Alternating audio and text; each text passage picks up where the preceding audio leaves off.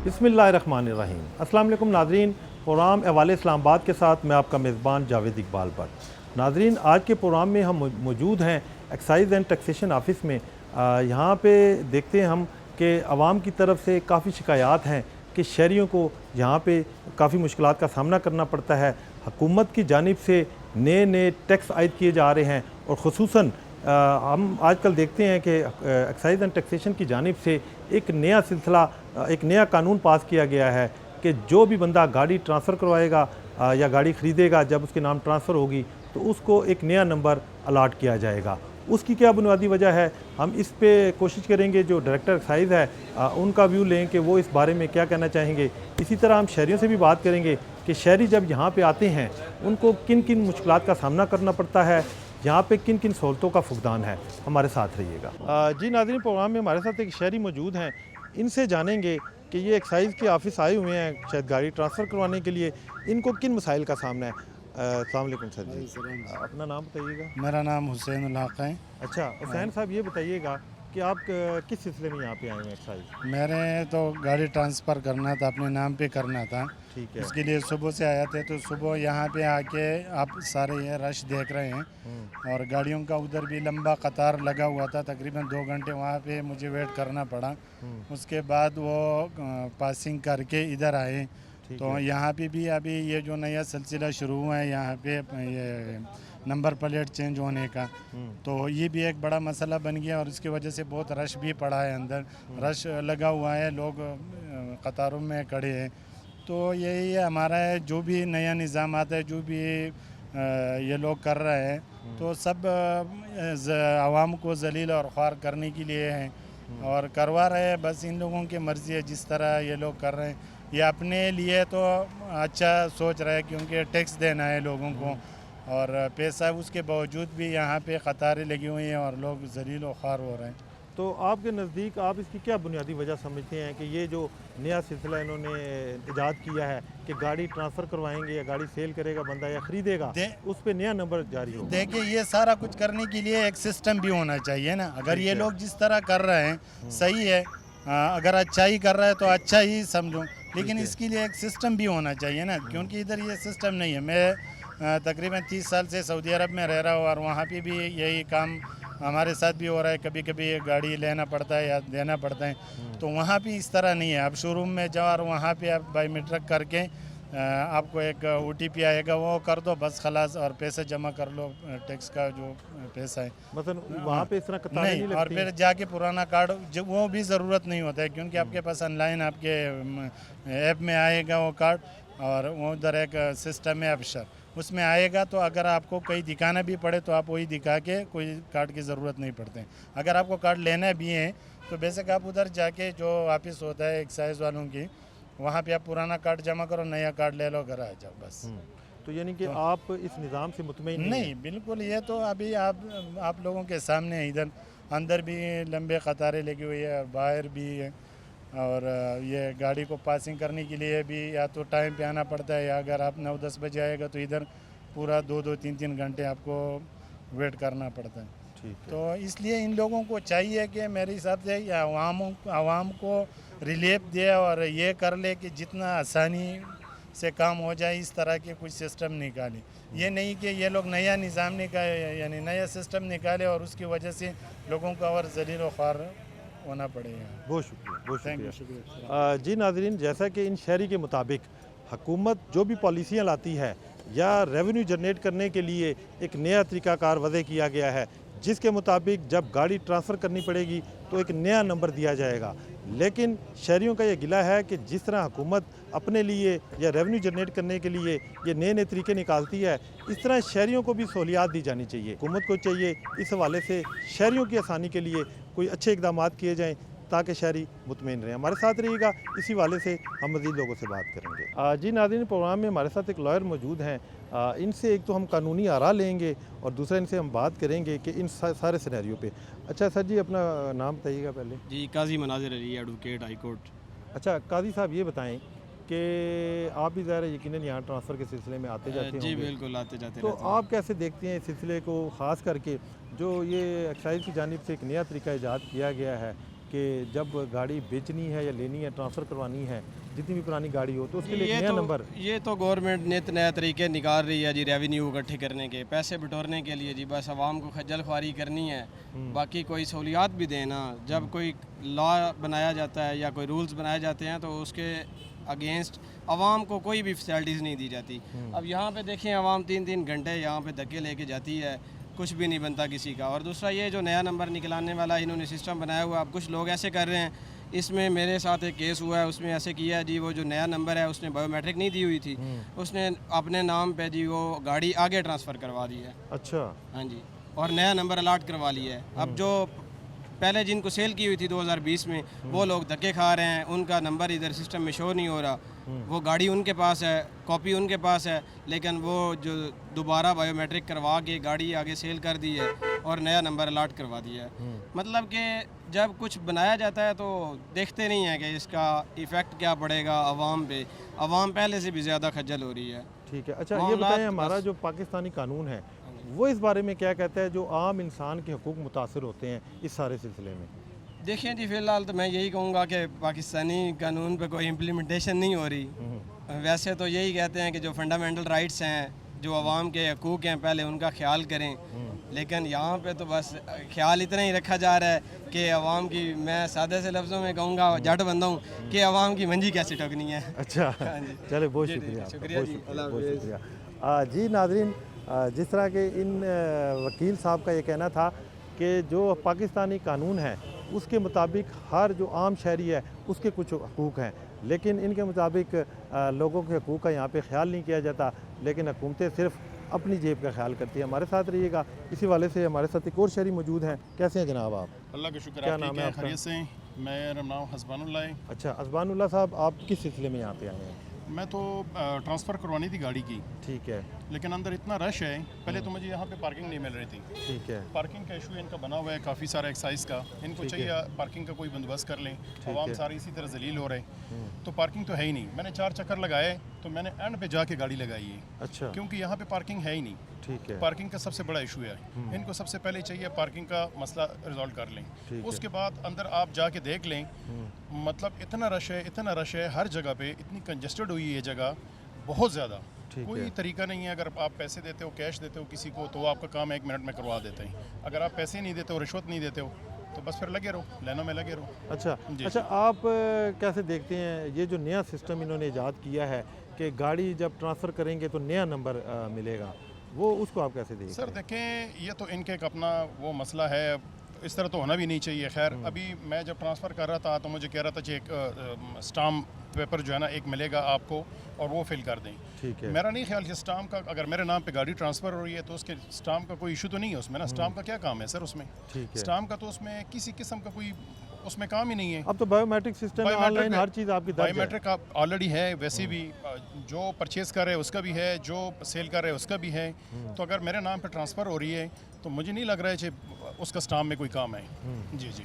तो अच्छा, यहाँ पे बाकी दीगर सहूलियात के बारे में आप क्या क्या कहना सर यहाँ पे क्या सहूलियात है आप देख रहे हैं खुद ही, जो है ना, आपको अच्छी तरह पता है। आप मीडिया वाले हैं, आप भी देख रहे हैं। अंदर चक्कर लगा लें, बाहर देख लें, आपके सामने गाड़ियाँ, लोग सारे इसी तरह जो है ना। अब टाइम क्या हो गया, तो प्लीज़ इनको ये सबसे पहले ये जो पार्किंग का इशू है ये सॉल्व कर लें। Okay, thank you so thank you much. So much. जी नाज़रीन, बेशतर शहरियों का यही कहना है कि जो एक्साइज एंड टैक्सेशन है, सबसे बड़ा जो मेन इशू है यहाँ पे वो यही है कि यहाँ पे पार्किंग की कोई जगह नहीं है लोगों को। यहाँ पे हम अक्सर देखते हैं कि रोड हर टाइम ब्लॉक रहता है। हमारे साथ रहिएगा, इस पे हम मज़ीद बात करेंगे।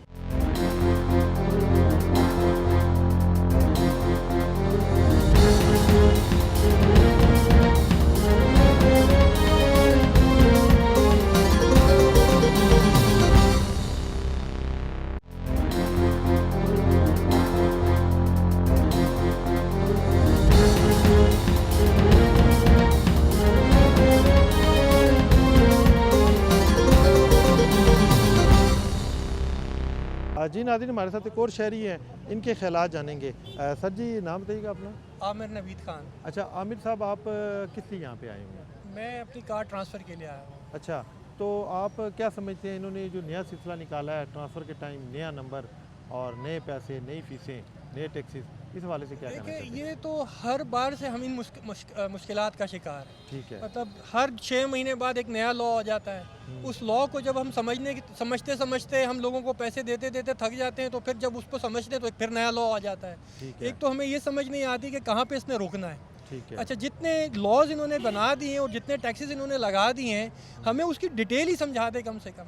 अच्छा, है। दूसरा जो मेरा ताल्लुक है वो जापानीज़ गाड़ियों की एक्सपोर्ट से ताल्लुक है। ठीक है। अभी 2-3 महीने से इन्होंने एक्सपोर्ट भी रोकी हुई है। अब उसके अंदर भी नए लॉज लगा दिए हैं। उस लॉज की वजह से हम जितने इस वक्त परेशानी का शिकार है कि हमारी गाड़ियाँ भी इस वक्त जापान में खड़ी हुई हैं और वो हम लोड नहीं करा पा रहे कि जब तक हमें लॉ क्लियर ना हो जाए। दूसरा, यहाँ एक्साइज के ऑफिस में आते हैं, अगर इनसे उस लॉस के बारे में पूछते तो ये हमें पूरी डिटेल नहीं देते। फिर हमें उन प्रॉब्लम्स को हल करने के लिए जो इनके बाय टाउट्स घूम रहे हैं या ये जो एजेंट घूम रहे हैं, इनके पास हमें आना पड़ता है। फिर हमें इनको पे करना पड़ता है, फिर हमें जाके पता चलता है ये मसला कैसे हल हो। हम 3-4 बार पे करते हैं, फिर कहीं जाके हमें समझ आती है। दूसरा, इन जितनी विंडोज़ हैं और जितने लोग रोज़ आ रहे हैं, उस हिसाब से कम आप विंडोज़ ही बढ़ा दें। आप कम से कम इतना तो कर सकते हैं ना कि आपकी अगर 2 विंडोज़ है 3 कर ले, 3 है तो 4 कर ले, कि आदमी ख्वार ना हो, जलील ना हो। ठीक है। हम क्यों यहाँ परेशान होते हैं भाई? सारा दिन दफ्तर छोड़ के आए हैं, काम छोड़ के आए हैं, और सारा दिन एक काम है, खाली गाड़ी हमने बेची है या ख़रीदी है, उसको ट्रांसफ़र करना है, और ट्रांसफ़र करने के लिए हम सारा दिन यहाँ ख्वार हैं। फिर अगर हम नहीं ख्वार होना चाहते हैं तो ठीक है, फिर हम गाड़ी में बैठते हैं, हम किसी टाउट को पैसे देते हैं और हम अपना काम करवाते हैं। तो अगर आप चाहते हैं कि यार ये सारी चीज़ें स्मूथ हो जाए, तो कम से कम आप अपने जो अंदर का निज़ाम है उसको दुरुस्त करें।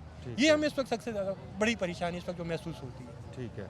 अच्छा, ये बताएं कि आप क्या सजेस्ट करते हैं कि जिस तरह वो आप वाली बात है कि टैक्सेस पे टैक्सेस लगाए जा रहे हैं, लेकिन उसका कोई सोल्यूशन इनके पास नहीं है कि लोग मतलब उसी तरह जलीलो ख्वार हो रहे हैं। देखिए, टैक्सेस तो बेतहाशा है ना, और उसका कोई पूछने वाला नहीं है। और जब इनसे हम डिस्कशन करें तो उस टैक्स को, जैसे अभी इन्होंने जापानी गाड़ियों की इंपोर्ट के ऊपर ठीक ठाक चीज़ों को चेंज किया है। अब वो जो चेंजेस किए हैं वो इतनी हद तक मुश्किल हमारे लिए पैदा हो चुकी है कि यानी जो अभी जापान से जो गाड़ियाँ पाकिस्तान आएगी वो बिक नहीं सकती, 1 साल तक वो नहीं बिक सकती। अच्छा। वो ठीक है कि इन्होंने चाइना की गाड़ियों को अपना आगे करने के लिए, लेकिन उनकी आप प्रमोशन हमें के लिए। उनकी प्रमोशन के लिए आपने सब किया, लेकिन आप हमें ये बताएं जो गाड़ी जापान से 30-35 लाख रुपए में आती है, वो 30-35 लाख रुपए में आप हमें कोई गाड़ी उस तरह की दे सकते हैं? आप हमें उस तरह की कोई गाड़ी नहीं दे सकते। ठीक है। आप कम से कम हमें ये तो समझा दें कि भाई ये जो आपने हमारी ये गाड़ियाँ ब्लॉक की हैं, आप हमें पाकिस्तान में उस कैलिबर की उतने पैसों में कोई गाड़ी दे सकते हैं? नहीं। ये सबसे बड़े हमारे मसाइल हैं। लेकिन आप ये जो इतने आप लोगों ने टैक्सेस जो इतने इन्वॉल्व किए हुए हैं, तो आप हमें उसके मुताबिक हमें फैसिलिटीज़ तो बताएं, हमें क्या फैसिलिटीज़ दें। ठीक है। हमें इस बात का ज़्यादा इशू है इसके अंदर। बहुत शुक्रिया, थैंक यू। जी नाज़रीन, जैसा कि इन शहरी के मुताबिक भी यही सबसे बड़ा इशू है यहाँ पे कि टैक्सेस की भरमार है लेकिन सहूलतों का फुकदान है। हमारे साथ रहिएगा, हम इस प्रोग्राम में कोशिश करते हैं, डीजी एक्साइज़ है उनके भी व्यूज़ लेंगे, उनसे ये जानेंगे कि शहरियों की मुश्किलात का इनके पास क्या सलूशन है। अच्छा हसन भाई, ये बताएं कि आप यहाँ पे आए हैं गाड़ी ट्रांसफ़र के लिए, तो आपको किन मुश्किलात का सामना है यहाँ पे? यहाँ पे गाड़ी ट्रांसफ़र का जो प्रोसीजर है ना, वो इन्होंने बड़ा कॉम्प्लिकेटेड कर दिया है। अब नया नंबर प्लेट लगता है, नया नंबर लगता है, अब पुराने नंबर प्लेट जमा कराने पड़ते हैं। तो यहाँ पे वो प्रोसेस इतना लंबा है कि पूरा दिन लग जाता है ट्रांसफ़र पे। ठीक है। और इसके साथ जो प्रोसीजर है, फिर वो फ़ाइल घुमानी पड़ती है, फिर वो फ़ाइल आपको रिटर्न करेंगे, उसी फ़ाइल को वो प्रोसेस करेंगे। तो ये एक दिन में पॉसिबल ही नहीं है, वो पूरा दिन आपका इधर ज़ाया हो जाता है और वो आपको वापस दोबारा ले जाना भी पड़ता है ना, फ़ाइल अपने साथ। रिटर्न फ़ाइल होती है वो आपके साथ होती है, ट्रांसफ़र के लिए आप आते हैं। तो फिर उसके बाद फिर नंबर प्लेट लेने पड़ते हैं। बाज़ों का तो नंबर प्लेट होती नहीं है, वो अगले आप जमा कर लेते हैं, फिर बाहर आते हैं, फिर एक ट्रैफिक वालों के इश्यूज़ हैं। तो यहाँ पे ऑफिस पे एक तो इनको ट्रैफिक का क्या इशू आप समझते हैं? ट्रैफिक का उसकी ये क्या है कि वजह? आप अगर इधर नंबर प्लेट जमा कर दें, दूसरा आपको ये कहते हैं कि यार आपका नंबर जो है, नंबर प्लेट जो है वो अभी आई नहीं है। तो फिर आपके पास नंबर प्लेट नहीं है तो आप किधर जाएंगे? नंबर प्लेट तो आपने नहीं लगाई। ठीक है। नंबर प्लेट के भी इश्यूज़ होते हैं और इनका जो प्रोसेस है वो भी इतना लंबा है और काफ़ी पूरा दिन इसमें लग जाता है और किसी को इसकी समझ ही नहीं आती। तो आप मजबूरन आपको कोई बंदा हायर करना पड़ता है जिसके थ्रू आप काम करेंगे। फिर बंदा आप है कि मुराद एजेंट आप उसको पैसे देंगे, ठीक ठाक पैसे देंगे, वो आपका काम फिर यानी रिश्वत की सूरत में? तो सर वो सवाब की नीयत से करता है, क्या करता है? सवाब तो उसको नहीं मिलता, वो ठीक आपसे है। पैसे लेता है, आपका काम करके देता है ना। ठीक है। तो वो प्रोसीजर इतना कॉम्प्लिकेटेड है कि हम काफ़ी टाइम से इधर ही हैं, इस्लामाबाद के हैं, काफ़ी टाइम हम कर चुके, लेकिन इससे ये जो अभी इन्होंने प्रोसीजर बनाया हुआ है इसकी हमें समझ ही नहीं अच्छा, आ रही। आप क्या समझते हैं हसन भाई, ये बताएं कि आपके बकौल कि जब आप एजेंटों को पैसा देते हैं रिश्वत की सूरत में, तो फिर आपका काम फौरी हो जाता है, ऐसे ही है? हाँ, हो जाता है। तो ये आपके सबको नज़दीक पता फिर है। क्या ये इनकी मिली भगत है? ये तो मिली भगत, तो ये यहाँ पे एक्साइज ऑफिस में जो भी बंद आते हैं उनसे पूछिए आप पैसे दें आपका काम ऐसे में हो जाएगा। आप पैसे ना दें आप पूरा दिन इधर ज़ाया करेंगे, आपका ट्रांसफ़र आपकी फ़ाइल मुड़ती हुई आपका पास पहुँचेगी, आपका पूरा दिन भी निकल जाएगा, ख्वार भी हो जाओगे। कभी कहेगा ये फॉर्म नहीं है, कभी कहते हैं ये चीज़ नहीं है, फ़लानी जगह से साइन करो, फ़लानी जगह से साइन करो, बहुत ज़्यादा इशूज़ हैं। वो कहते यानी हैं आपका मकसद कहने का यही हुआ कि बेसिक ये जान के लोगों को ख्वार करते हैं ताकि लोगों की जेबों से पैसे निकाले जाएं, एक्स्ट्रा पैसे। जान के ख्वार तो क्या पैसे के लिए करते हैं ना, पैसे अगर एजेंट इधर काम करेंगे तो फिर इनका चलता रहेगा। सही बात, ठीक है, सबको पता है, सब इस चीज़ से वाकिफ़ हैं, ठीक है। आपको भी इस चीज़ का पता होगा सबको, तो ये चलो। इश्यूज़ हैं यहाँ पे। तो आप क्या समझते हैं इसका क्या हल होना चाहिए बुनियादी? यार बाज़ औक़ात ये सख्ती करते हैं इनके जो डायरेक्टर्स वगैरह हैं, फिर स्मूथ हो जाता है, फिर सारी चीज़ें ठीक हो जाती है। बाज़ औक़ात फिर वो दरमियान में जब आ जाते हैं एजेंटों को यहाँ से ले जाते हैं, फिर सारा कुछ ठीक से चलता है, फिर वो तकरीबन 5-10 दिन चलता है, उसके बाद फिर वही सिस्टम शुरू हो जाता है। यानी कि वो जो इनकी पकड़ दकड़ होती है एजेंटों की, वो फिर सिर्फ फिर दिखाने फिर के लिए होती है सिर्फ? वो नहीं, वो होता है उस पर हफ्ता 10 दिन फिर मामला ठीक चलता है। फिर उसके बाद क्योंकि हम तो शोरूम से हैं, तो शोरूम वाले हैं, हमें तो पता है। ठीक है। फिर जब आप दोबारा आएँ तो फिर टाइम थोड़ा सा निकल जाए, हफ्ता 10 दिन, उसके बाद फिर वही सिस्टम शुरू हो जाता है। ठीक है, बहुत शुक्रिया, शुक्रिया। Thank you. जी नाज़रीन, जैसा कि इन साहब के मुताबिक जो एक्साइज एंड टैक्सेशन है, ये तो नामुमकिन सी बात है कि यहाँ पे जो एजेंट काम कर रहे हैं, जो पैसे लेके काम करते हैं, कि उनकी नज़र से ना गुजरे हों या उनके नोटिस में ना हो। इस हवाले से हम डायरेक्टर एक्साइज से बात करेंगे, उनसे जानेंगे कि ऐसा क्यों है। हमारे साथ रहिएगा। जी नाज़रीन, हमारे साथ कुछ और लोग हैं, इनसे भी बात करेंगे। अच्छा भाई, ये बताएं कि आप किस सिलसिले में यहाँ पे आए हैं? हम अक्सर आते रहते हैं, हफ्ते में 1-2 दिन आते हैं, गाड़ियों का काम है हमारा, ठीक है। तो गाड़ियाँ ट्रांसफ़र वगैरह करवाने आते रहते हैं। अच्छा, तो ये बताएं आपको यहाँ पे किन किन मुश्किलात का सामना करना पड़ता है? बस कोई मुश्किलात इतनी ख़ास नहीं है, ये पार्किंग का थोड़ा सा इशू है। ठीक है। मेन जो रश होता है इधर आगे पीछे, या इधर कोई करीब स्टाम वाला नहीं है, ये सहूलत वाला नहीं है बायोमेट्रिक निकलवाने के लिए, या ठीक है। बयान अल्फ़ी और ये चीज़ें, इनके लिए दूर जाना पड़ता है।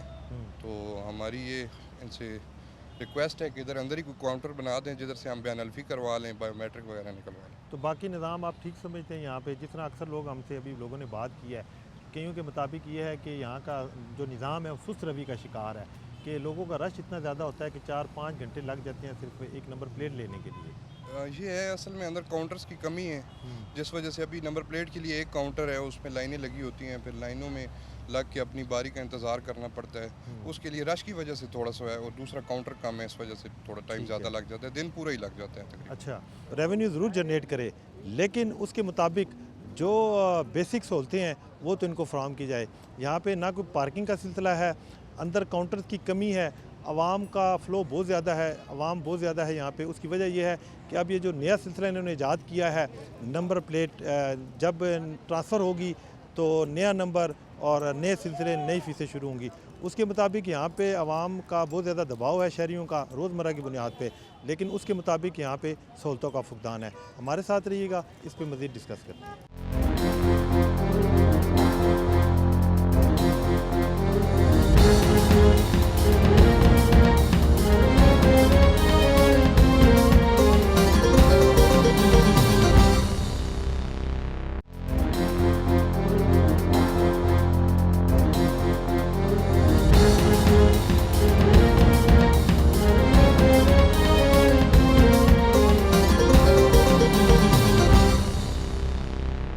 जी नाज़रीन, प्रोग्राम में हमारे साथ मौजूद हैं डायरेक्टर एक्साइज बिलाल आज़म। इनसे हम बात करेंगे जो मौजूदा इन्होंने एक नया सिलसिला शुरू किया है कि जो गाड़ी ट्रांसफ़र होगी उसको नई नंबर प्लेट जारी की जाएगी, यानी नया नंबर अलाट किया जाएगा। इस हवाले से ये क्या कहना चाहेंगे? अच्छा बिलाल साहब, ये बताइएगा, अभी एक्साइज ने एक नया सिलसिला शुरू किया है जो ये ट्रांसफ़र के टाइम नंबर भी नया मिल जाता है, इसकी क्या बुनियादी वजह है? जी बिस्मिल्लाहिर्रहमानिर्रहीम। बिल्कुल, ये जो रिफ़ॉर्म हमने किया है, जो लेके आए हुए हैं, उसका बेसिक मकसद ये है कि डेटा जो है वो एक हर बंदे का एक इंडिविजुअल नंबर हो, और वंस एजेंसियों के पास, तमाम लाइन फोर्सिंग एजेंसीज़ के पास भी डेटा मौजूद हो। और दूसरी बात यह कि इसको बड़ा सिंपल हम रखते हैं कि पहले नंबर असाइन होता था व्हीकल को, और अब नंबर असाइन हो रहा है इंडिविजुअल को। तो सपोज़ अगर आपकी गाड़ी है और आपने गाड़ी सेल आउट कर दी है, तो आप अपनी नंबर प्लेट उतार के एक्साइज जमा कराएंगे, और जैसे ही आप नई गाड़ी लेंगे तो वो नंबर प्लेट उस पर जो है असाइन हो जाएगा। अच्छा, वो जो नंबर जारी होगा वो मतलब मुसलसल वही नंबर रहेगा? जी जो नया नंबर अब मुझे जी लाट जी, होता है, मैं जो आज गाड़ी नंबर ट्रांसफर- जिसका है वो उसका फॉर द लाइफ टाइम है। अच्छा, लाइफ ठीक टाइम है, आप गाड़ी जैसी चेंज करेंगे वो अपनी नंबर प्लेट उतार के आप एक्साइज ऑफिस जमा कराएंगे, और जब भी उसमें ट्रांजैक्शन होगी, जब आपके नाम गाड़ी ट्रांसफ़र होगी, तो वो नंबर प्लेट आपकी गाड़ी पे जो है वो अटैच हो नंबर मुझे जाएगी, दोबारा वही लाट हो अटैच हो जाएगा। जाएगा। ये ताहयात है। जी, ये यानी एक लिहाज से ये मुस्तकिल है और आवाम के लिए बेहतर है। जी, ये आवाम के लिए बेहतर है, इंस्टेड ऑफ दैट के हर गाड़ी का एक नया नंबर आ रहा है, और बाकी तो आपका जिस तरह एक नंबर है वो आपका पर्सनलाइज नंबर है, ठीक हो और वही आपका पर्सनलाइज नंबर है, वही आपकी एक पहचान है, और वही आपका रहेगा। अच्छा अच्छा, इस सिलसिले में आपने शायद ये एक जिक्र रखी है कि स्टाम्प भी देना पड़ता है। नहीं, उसमें तो स्टाम्प इस हवाले से नहीं है। अच्छा। स्टैम्प पेपर की रिक्वायरमेंट ये इस हवाले से है कि सपोज़ अगर कोई गाड़ी ट्रांसफ़र हो रही है, तो ट्रांसफ़र के हवाले से वो परचेज़र के उस पे होता है कि मैंने इस गाड़ी की ये परचेज़ की और इसमें कोई बकायाजात वगैरह नहीं है, वो उसका एक स्टाम्प पेपर होता है। अच्छा, वो एक्साइज में जमा होता है। और बाकी हम ट्रांसफ़र के हवाले से भी कोशिश कर रहे हैं, इंशाल्लाह अनकरीब इसको हम ऑनलाइन कर देंगे। ये जो अभी पेपर यहाँ पे जमा होते हैं और फीसें जमा होती है, इंशाल्लाह ये अब मोबाइल के थ्रू होगा, और जिस तरह हमने टोकन टैक्स की सर्विस और वो कर दी है, तो ये हमारे चीफ़ कमिश्नर साहब का विजन है और डीसी साहब का, और उस पर हम अमल कर रहे हैं कि हम ये सारी चीज़ें ऑनलाइन करें, ताकि लोग जो है जितने हमारे कस्टमर हैं वो घर बैठे फैसिलिटेट हो, और घर से बैठ के वो एक्साइज से रिलेटेड जितनी ट्रांजैक्शंस है वो कर सके। अच्छा अच्छा सर जी, एक और चीज़ हमारे अभी ज़ेर मुशाहिदा आई है, बल्कि हमने लोगों से बात की है अभी बाहर खड़े होकर। लोगों के मुताबिक सहूलतों का फुकदान है कि आवाम का बहुत ज़्यादा रश है, काउंटर्स की कमी है, लंबी कतारें हैं। लोगों के मुताबिक कि हम सुबह, कई लोग बता रहे हैं कि 9 बजे के आए हैं, अभी 3 साढ़े 3 बज रहे हैं। तो उनके मुताबिक जी कि ये सिलसिला ना, यानी जिस तरह लोगों के मुताबिक कि टैक्स पे टैक्स लगाए जा रहे हैं, नए रेवेन्यू जनरेट करने के लिए तरीके ईजाद किए जा रहे हैं, लेकिन उस तरह सहूलतें नहीं दी जा रही। जी बिल्कुल, ये जो एक ये वाली बात है, सपोज़ इसमें हमारे पास जितने टोकन टैक्स है, अगर कोई टोकन टैक्स के लिए, जिस तरह हमारे पास 15-16 लाख गाड़ियाँ रजिस्टर्ड है, ऐसे ही ये टोकन टैक्स लोग यहाँ पे नहीं आते, उनको हमने फैसिलिटेशन दी हुई है कि वो अपने मोबाइल ऐप के ज़रिए टोकन टैक्स जमा करा सकते हैं। ठीक है। इसी तरह न्यू रजिस्ट्रेशन तो कंपैरेटिवली कम हो रही है, लेकिन ट्रांसफ़र की तादाद ज़्यादा है। तो जो मैंने आपसे इससे पहले बात की कि ट्रांसफ़र की सर्विस इंशाल्लाह हमारी कोशिश है कि हफ़्ता 10 दिन में हम टोटल ऑनलाइन कर दें। ऑनलाइन से ये होगा कि आपका बायोमेट्रिक है, आपने मुझे बायोमेट्रिक दे दिया, मैंने ऑनलाइन एप्लीकेशन प्लेस कर दी है, ऑनलाइन ही फ़ीसें जमा कर दी है, और ऑनलाइन ही आपको रसीट रिसीव हो जाएगी कि आपकी ट्रांजैक्शन हो गई है। और फर्दर जो हमारी कोशिश है इंशाल्लाह अनकरीब वो लेके आएंगे कि हम डिजिटल कार्ड पे जाएं, डिजिटल कार्ड आपके पाक आईडी पे डाउनलोड हो, ताकि आपको ये जो फिज़िकल कार्ड है इसकी ज़रूरत भी ना पड़े, और आपकी गाड़ी का कार्ड जो है या रजिस्ट्रेशन बुक जिसको आप कहते हैं, वो आपकी डिजिटल आईडी में, पाक आईडी पे मौजूद हो, और जैसे ही आप गाड़ी से लोड करें तो वो नए बंदे की आईडी पे नया कार्ड डाउनलोड हो, और आपकी आईडी से आपका कार्ड जो है वो ख़त्म हो जाए। तो इससे आप क्या समझते हैं, ये जो तो इससे टोटल रश नंबर खत्म हो गाड़ियाँ जाएगा। हैं वो भी उसमें नहीं, गाड़ी की फ़िज़िकल चेकिंग हमारे लिए मस्ट है, वो गाड़ी की फ़िज़िकल चेकिंग वो इसलिए मस्ट है कि उसमें बहुत ज़्यादा इसमें हमें शिकायतें हैं, और उसमें 2 नंबरिया बहुत ज़्यादा गाड़ियों में बदकिस्मती से है, और इसमें हमने कई स्टोलन 400-450 स्टोलन गाड़ियाँ रिकवर की है अपनी फ़िज़िकल चेकिंग से। तो ये इसका बड़ा फ़ायदा हुआ है, लिहाजा फ़िज़िकल चेकिंग रखेंगे, बाकी सारे डॉक्यूमेंटेशन जो है वो ऑनलाइन सबमिट होगी। ठीक है। अच्छा, इसी से रिलेटेड एक और बात जो अभी हमारे सामने आई, हमने माजी में देखा कि आपकी तरफ से हर महीने 2 महीने बाद कार्रवाइयाँ की जाती है एजेंटों के ख़िलाफ़, जो बाहर एजेंट घूम रहे होते हैं, पैसे लेके काम करते हैं, लेकिन शहरियों के मुताबिक कि ये सिलसिला अभी उसी तरह जारी है। लोग कहते हैं जी कतार से बचना है, बाहर पैसे दो तो फिर फौरी काम हो जाता है। एक्चुअली बदकिस्मती से ये एक हमारे माशरे का एक ऐसा बन गया है कि सपोज़ कोई भी बंदा अपने डॉक्यूमेंट्स, मैं आपको बता रहा हूँ कि अगर सबसे पहले तो गाड़ी अगर कोई बंदा रजिस्टर कर रहा है या ट्रांसफ़र कर रहा है, हमारे यहाँ पे 2 सेंटर बने हुए हैं, एक न्यू रजिस्ट्रेशन का, एक ट्रांसफ़र का है। ठीक है। वहाँ पे एसीज लगे हुए हैं, सीटिंग अरेंजमेंट है, वहाँ पे एक क्यूमेटिक सिस्टम है, ठीक है, कि आप जाके वहाँ से अपने ले और 8-10 मिनट में आपकी बारी आ जाएगी और 1 विंडो ऑपरेशन के ज़रिए आपकी गाड़ी का सारा काम हो जाएगा। ठीक है। ठीक है। दूसरी ये बात है कि एजेंट अगर किसी का काम कर रहा है तो वो डेफिनेटली उनसे कुछ इजाफी पैसे चार्ज कर रहा है। ऐसे ही है। तो रसीट पे जितने पैसे आपके एक्साइज ऑफिस में जो ट्रेजरी में जमा हो रहे हैं वो रसीट पे सारी फ़ीसें आ रही है। ठीक है। ठीक है। एक मेरा क्वेश्चन ये है कि हम अगर किसी को इजाफी पैसे दे रहे हैं उसमें तो फर्स्ट ऑफ ऑल क्यों दे रहे हैं। दूसरी बात यह है कि अगर यहाँ पे कोई पूरे दिन का काम है या उनका पूरा दिन ज़ाया हो रहा है तो चले वो किसी एजेंट या थर्ड पार्टी को वो दे, लेकिन जब सारा काम 1 विंडो ऑपरेशन है और सिंपल, लेकिन यहाँ पे हमारी कोशिश होती है कि हम बस किसी को डॉक्यूमेंट्स दें और वो जल्दी से जल्दी मेरा काम कर दें।